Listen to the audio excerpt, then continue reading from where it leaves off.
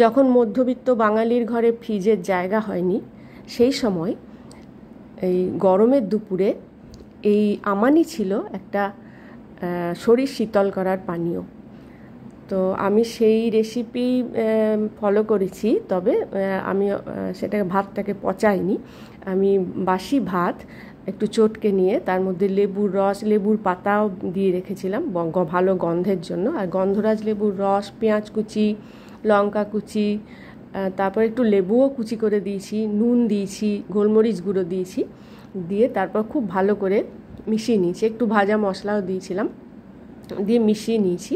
তারপর আমি এর মধ্যে দিয়েছি 1 চামচ ছোলার ছাতু।